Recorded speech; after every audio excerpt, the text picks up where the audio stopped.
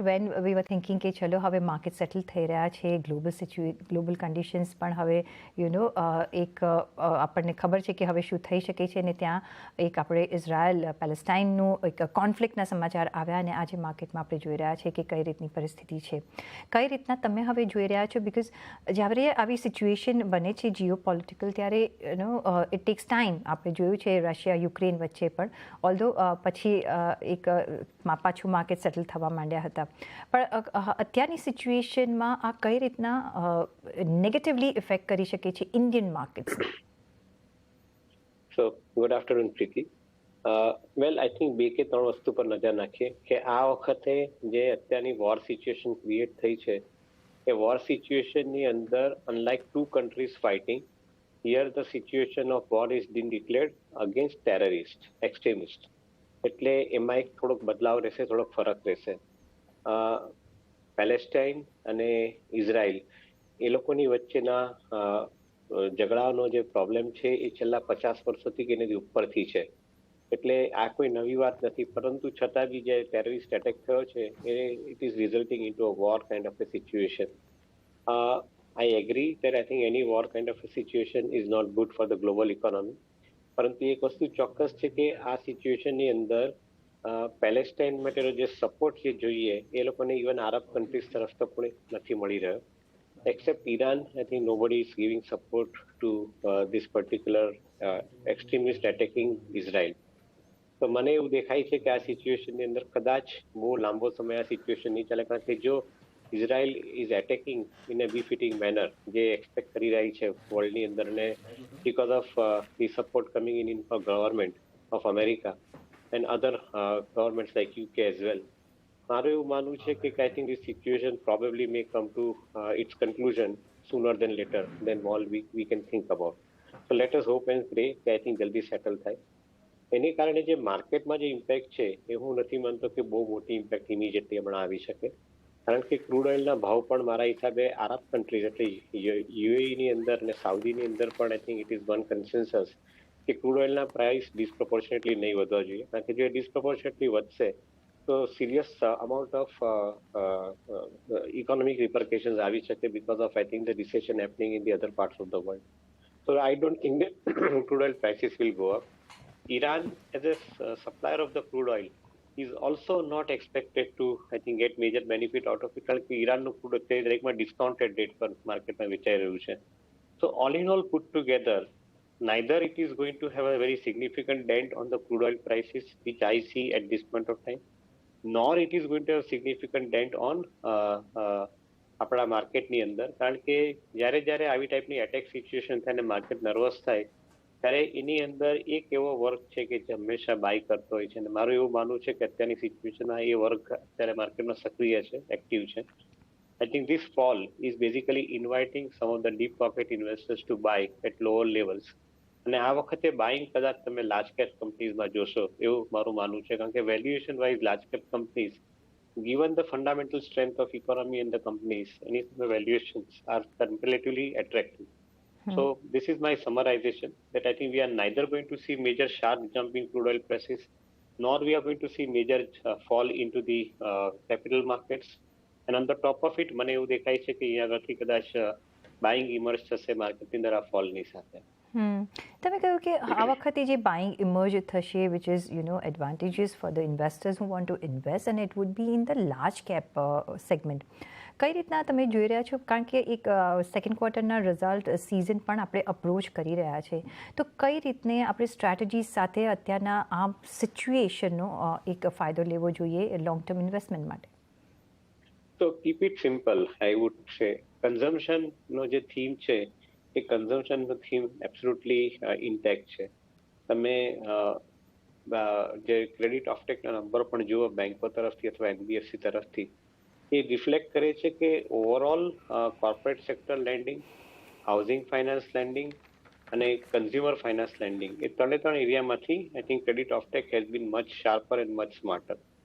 એનો અર્થ એમ થાય છે કે consumption on the other side is improving very very smartly. જો એ કન્ઝમ્પશન ઇન્ટેક્ટ રહેવાનું હોય તો પછી ઓટો એન્સિલરી છે, કે પછી એફએમસીજી કંપનીઝ છે, વ્હાઇટ ગુડ્સ કંપનીઝ છે, કે એ લોકો માટે એકંદરે ટાઈમ બેટર રહેવો જોઈએ એવું માનીને ચાલીએ છીએ. I would think that save and accept in some pockets કે જ્યાં આગળ serious challenges છે, particularly because of the raw material prices like crude oil price, etc. એના સિવાય બીજા ક્ષેત્રની અંદર એકંદરે ઓપોર્ચ્યુનિટી મોટી દેખાય છે મને. Cost of production is remaining under control. Inflation is by and large remaining under control. And at the same time, demand scenario is remaining buoyant. Pricing scenario is remaining buoyant. જો આ situation દેખાતી હોય તો I would think that અહીંયા આગળથી second ક્વાર્ટરના રિઝલ્ટની અંદર I think indication positive મળવા જોઈએ. અને થર્ડ અને ફોર્થ ક્વાર્ટરમાં તો companies may be watchful about the global geopolitical situation. મને એવું દેખાય છે કે થર્ડ ને ફોર્થ ક્વાર્ટરની અંદર even the demand સિનારીઓ and the pricing સિનારીઓ should be relatively more stable to be on a higher side. એક બીજું જે કન્સર્ન અહીંયા જે ડોમેસ્ટિકલી બની રહ્યું છે રૂરલ ડિમાન્ડ માટે દેવેનભાઈ, અને બીટ રેઇન ફેક્ટર કે આપણે ફૂડ ગ્રેન પ્રાઇસનું ઇન્ફ્લેશન, હજી ત્યાં જેટલી ડિમાન્ડ જોઈતી હતી એટલી નથી આવી રહી, ઓલ્ધો ફેસ્ટિવ સિઝન શરૂઆત થઈ ગઈ છે. કઈ રીતના તમે જુઓ છો? બિકોઝ એ પિકઅપ જરૂરી છે, કારણ કે આપણે ટુ વ્હીલર્સ અને ટ્રેક્ટર્સમાં પણ જોયું છે કે એ પિકઅપ હજી સુધી નથી દેખાઈ રહ્યું. કઈ રીતના તમે જોશો ડોમેસ્ટિક સિચ્યુએશન? તો જે આપણે રૂરલ ડિમાન્ડ અથવા ભારત તરફથી જે ડિમાન્ડ આવતી આપણે કહીએ છીએ એની અંદર ડેફિનેટલી મોન્સૂન અને monsoon related chapter plays a very important role. Fortunately, I think rainfall has been sufficient in the country. લગભગ average 97% of the rainfall has happened. Leave aside some pockets કે જ્યાં આગળ એક્સેસિવ રેનફોલ થયો છે એને કારણે બીજા બધા ડેમેજીસ થયા છે, પરંતુ ઓવરઓલ રેનફોલ પોઝિટિવ રહેવાને કારણે જે રૂરલ ઇકોનોમીમાં ઇમ્પેક્ટ આવી છે that impact is by and large positive. So that is a point to be noted here. Second point, I think જે ડિમાન્ડ વધવા માટે આપણે જે વાત કરીએ છીએ, ધ રૂરલ કન્ઝ્યુમરના હાથમાં પૈસા સ્પેન્ડ થતા જાય છે. ઇન્ફ્રાસ્ટ્રક્ચરના પ્રોજેક્ટ્સની અંદર ઓલરેડી પહેલા 6 મહિનામાં લગભગ 65% થી 70% પૈસા સ્પેન્ડ થઈ ચૂક્યા છે, અને બાકીના પૈસા 35% થી 40% પૈસા કદાચ તમારે હવે પછીના 5 થી 6 મહિનામાં સ્પેન્ડ થશે.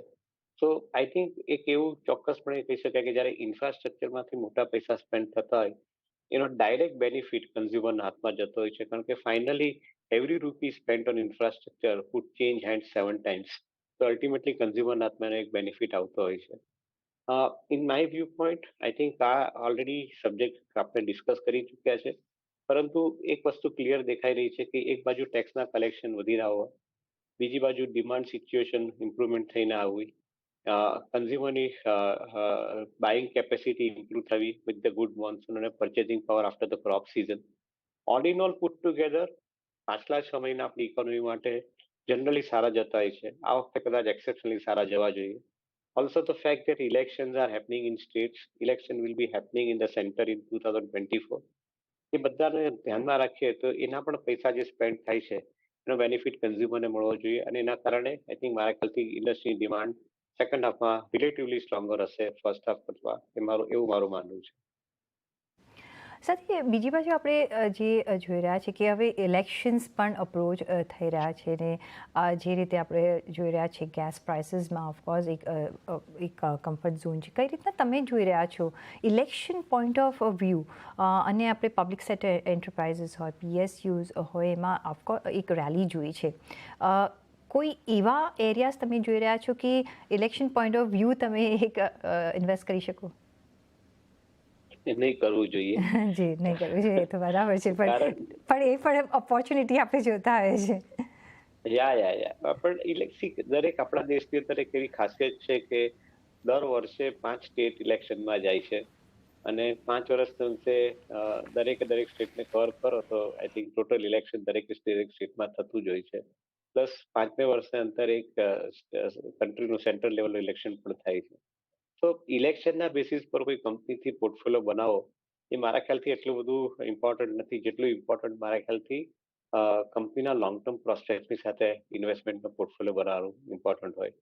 લોંગ ટર્મ પ્રોસ્પેક્ટ્સ આપણી કન્ટ્રી માટે એકંદરે ઘણા સારા રીતે શિપઅપ થઈ રહ્યા છે, અને મારું એવું માનવું છે કે એને ધ્યાનમાં રાખીએ તો આજે આપણે જે હમણાં વાત કરી કન્ઝમ્પશન સ્પેસ પર ઇન્વેસ્ટમેન્ટ ઘણું રિવોર્ડિંગ રહેવું જોઈએ.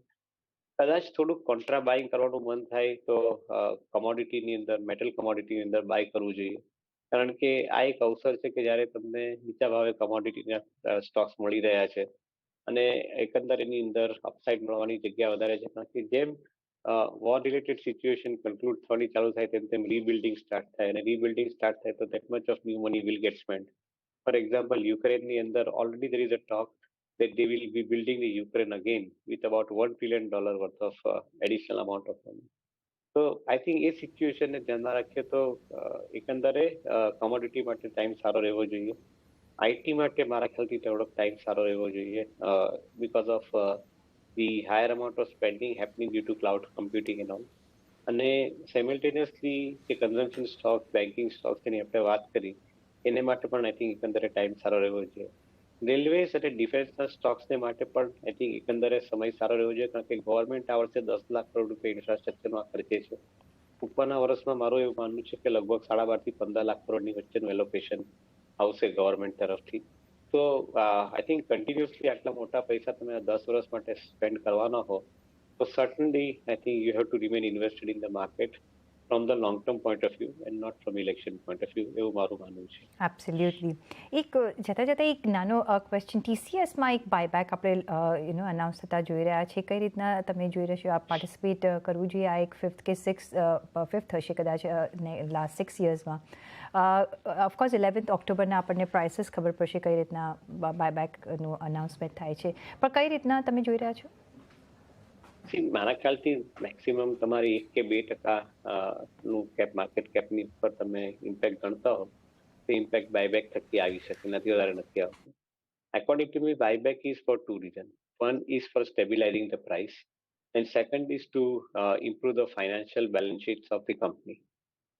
Financial balance sheet of the કંપનીની અંદર ઇમ્પોર્ટન્ટ પોઈન્ટ એ છે કે આ કંપની દર વર્ષે લગભગ લાખ કરોડની આસપાસનું કેશ જનરેશન કરતી જાય છે, and at the same time they have significantly large amount of I think new business happening.